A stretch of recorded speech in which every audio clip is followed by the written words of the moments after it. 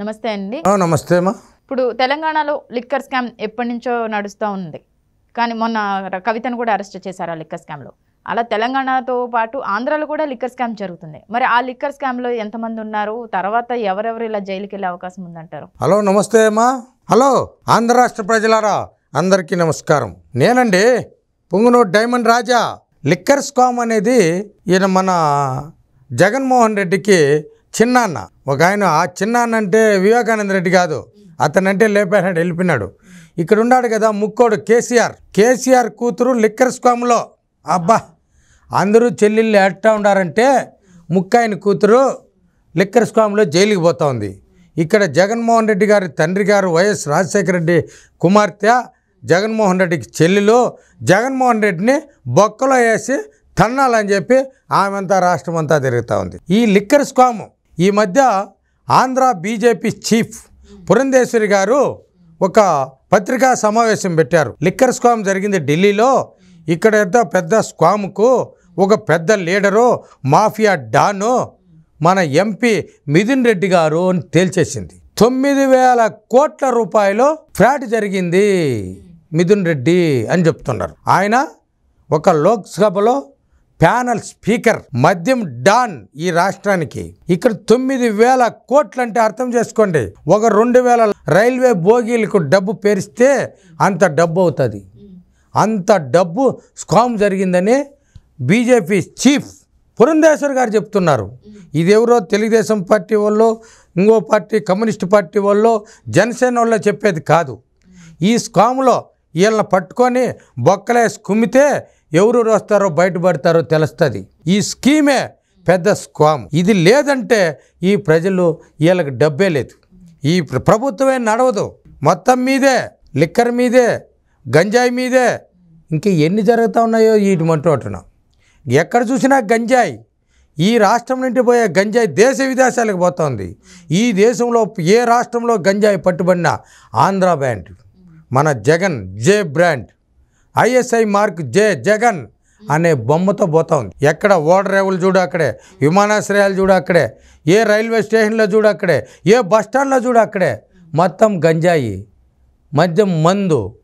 ఈ లిక్కర్ తయారు చేసేదానికి ఏం కావాలా? స్పిరిట్ కావాలా. ఎక్కడ వస్తూ ఉంది స్పిరిట్? ఓడరేవుల్లో వస్తూ ఉంది. అందుకే ఈ ఓడరేవులు ప్రైవేటీకరణ చేశాడు. ఆదానికి చేశాడు మన జగన్. ఈ అంబానీకి సగం కట్టి పెట్టేశాడు ఈ రాష్ట్రాన్ని, ఆదానికి సగం రాయిచ్చేశాడు. దీని ద్వారా వస్తుంది స్పిరిట్. ఆ స్పిరిట్లో ఈ రంగులు ముగ్గులు పోస్తారు కదా, ఈ కలర్ చాక్ పీసులు ఉన్నాయి కదా, ఇదంతా పొడి కొట్టేసి ఆ స్పిరిట్లో కలిపేసి వడగట్టేసి నీళ్లు వేడి చేసేసి డబ్బాలు తెచ్చేసి దానికి మూతలు తయారు చేసేసి ఒక్కొక్క పేరు ఒక్కొక్క దానికి పెట్టేసి ఈ లిక్కర్ని తయారు చేస్తున్నారు. దీంతో రోజుకో సగటున దాదాపు 1,700 మంది చనిపోతూ ఉన్నారు ఈ రాష్ట్రంలో. ఇక్కడ ఒక డౌట్ వచ్చిందండి. ఈ మధ్య దేని మీద చూసినా, అంటే ఇప్పుడు ఈసీ కూడా మీరు అలాంటివి చేయొద్దని చెప్పడం అయితే జరిగింది. దేని మీద చూసినా, పిల్లలు స్కూల్ బెల్ట్ల మీద చూసినా, బ్యాగుల మీద చూసినా, దేని మీద సర్టిఫికెట్ల మీద చూసినా కూడా ఈ మధ్య జగన్ గారి బొమ్మ కనిపిస్తుంది. ఈసీ అయితే ఇప్పుడు చెప్పింది ఉండకూడదు అని. మరి ఈ లిక్కర్ మీద, ఆయనే తీసుకొస్తున్న ఈ లిక్కర్ బ్రాండ్ల మీద ఆయన బొమ్మ ఎందుకు లేదు? దాంతో మొత్తం వెళ్ళిపోతున్నారు శ్మశానాలకు. ఇదంతా స్కూల్ బ్యాగులో. అరే రేపు ఇతను చూసుకోవాలా, రేపు ఎగిరిపోయినాడు మన జగన్మోహన్ రెడ్డి ఈ లిక్కర్ స్కామ్లో తగులుకున్నాడు అని రేపు చెప్పుకుంటారు. రేపు విద్యార్థులు స్కూళ్ళు ఓపెన్ అవుతాయి. ఇప్పుడు అన్ని బొమ్మలు ఆయనే ఉన్నాయి. ఈరోజు తుడిపేయకపోతే ఇతన్ని తుడిపేస్తారు పూర్తిగా. దానిపైన వేసుకోవాలా, మెడల్ వేసాడు, వాళ్ళ నాయన బొమ్మ వేయాలా, ముఖ్యంగా అతని బొమ్మ వేసుకోవాలా. ఆ లిక్కర్ పైన ఎందుకు వేయలేదో బొమ్మ నాకు కూడా అర్థం కాలేదు. అరే మీకు డౌట్ వచ్చింది. ఇప్పుడు మీరు అన్నట్టు, అంటే వాళ్ళు ఒకవేళ ఈ లిక్కర్ తీసుకొని వాళ్ళు ఏమైనా అంటే ఆరోగ్యం బాగుపోయినా, లేకపోతే ఒకవేళ చనిపోయినా ఆయన మీదకి వస్తుందనా ఆ కేసు పూర్తిగా? ఇప్పుడు ఈ లిక్కర్ స్కామ్లో చనిపోయిన వాళ్ళపైన ఇప్పుడు ఎఫ్ఐఆర్లు కట్టాలండి వీళ్ళపైనే. ఈ మద్యం తయారు చేసే వాళ్ళపైన. అందులో ఈ బుర్ర భలే మైండ్ కంత్రి బుర్ర కదా, 420 బుర్ర. ఇప్పుడు ఎవరి పేరుతోనో ఈ మద్యం లైసెన్సులు తీసుకున్నారు, వాళ్ళని అనుసరా పెట్టుకొని వీళ్ళు దాన్ని నడుపుతూ ఉంటారు. బస్సు ఒకటిది అద్దె బస్సు తీసుకుంటారు, ఏపీఎస్ఆర్టీసీ అని రాస్తారు. అవునా? ఇది ఆర్టీసీ బస్సు అనుకుంటారు. అట్లా మద్యం పైన ఎవరినో పనికిరాని పేరుతో రిజిస్టర్ అయ్యి వాళ్ళ పేరుతో రన్ చేస్తూ ఉంటారు. వాళ్ళ పేరుతో డబ్బు డ్రా చేసి ఇవి వేసుకొని పోతూ ఉంటారు. ఇప్పుడు ఈ బస్సులో పోతూ ఉంటుంది, ఈ మద్యము డబ్బు అంతా ఈ బస్సు యాత్ర వచ్చి ఓట్ల గురించి కాదు, ఎందుకంటే ప్రజలు పోరాడుతూ ఉన్నారు. జగన్ బస్సు యాత్ర కన్నా కూడా జగన్ డబ్బు మద్యం యాత్ర అని చెప్పొచ్చు. ఇది మద్యం యాత్ర కాదు, అంతిమ యాత్ర. మద్యం యాత్ర దాన్ని పెట్టుకోవాలి. దేనికి బస్సు యాత్ర? ఏం చేసావని బస్సు యాత్ర పెట్టు. బస్సు తనిఖీ చేయాలి. ఇప్పుడు జగన్ రెడ్డి పోయే ప్రతిరోజు ఉదయము తెల్లారి ఇతను బస్సు తనిఖీ చేస్తే తప్ప దీంట్లో ఏముండదు తెలీదు. ఆ బస్సు నిండా చెంచాగాళ్ళు కేడీలే ఉంటారు. చెయ్యాలి అంటున్నారు, చేసే అవకాశం ఇస్తారా? 200% వస్తుంది. ఇప్పుడు ఎందుకంటే డౌట్ వచ్చేసింది. నిన్న ప్రధానమంత్రి మోడీ గారు వస్తే కనీసం మైకులు అక్కడుండే పోలీసు వాళ్ళు ఇతను చేసే కంత్రి పనులు ఏడన్నా సభ పెడతా ఉంటే ఆ సభకు అంతరాయం కలిగించేదానికి బస్సులు ఇవ్వడు, కరెంటు కట్ చేస్తాడు. ముందు కరెంటు కట్ చేస్తాడు.